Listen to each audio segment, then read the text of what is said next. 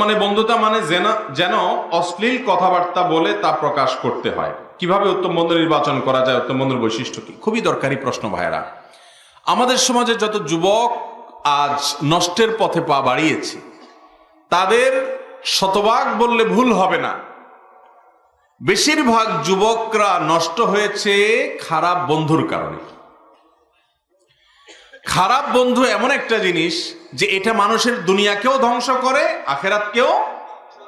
এই জন্য আল্লাহ তাআলা কোরআনে বলেছেন যে আল আখিল্লাউ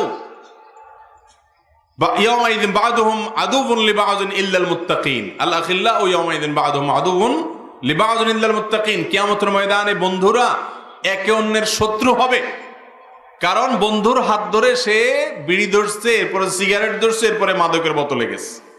ঠিক না ভাই? ঠিক।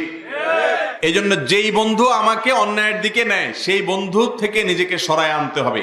কোন বন্ধু আমাকে আল্লাহর দিকে আহ্বান করে, সে বন্ধুর কাছে যেতে হবে। আমাদের তরুণ ভাইরা যারা আছেন আপনারা, আমি লক্ষ্য করি বেশিরভাগ বন্ধুতা মানে হলো আপনাদের অশ্লীল কথাবার্তা বলা, হেয়ালিপনা করা, বাদরামো করা, পাগলামো করা, মাস্তানি করা। ছোট ছোট বাচ্চারা নষ্ট হয়ে যাচ্ছে। কি বের হয়েছে নাম? কিশোর গ্যাং। ঠিক না ভাই? ঠিক।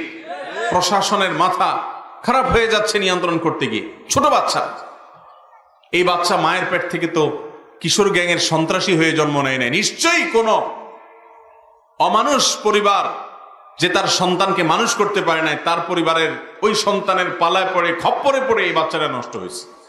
ঠিক না ভাই? ঠিক।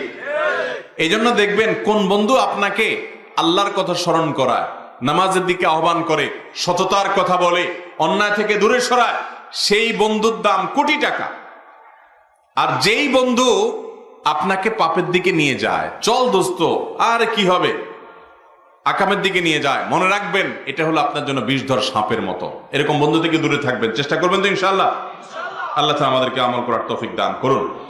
ভালো বন্ধু কিভাবে নির্বাচন করবেন? ওই যে বন্ধু আপনাকে ভালোর পথে আহ্বান করে, সেই বন্ধুগুলোকে খুঁজে খুঁজে তার সাথে বন্ধুতা করবেন, তার সাথে থাকার চেষ্টা করবেন, এবং খারাপ বন্ধু তাদের থেকে দূরে সরবেন।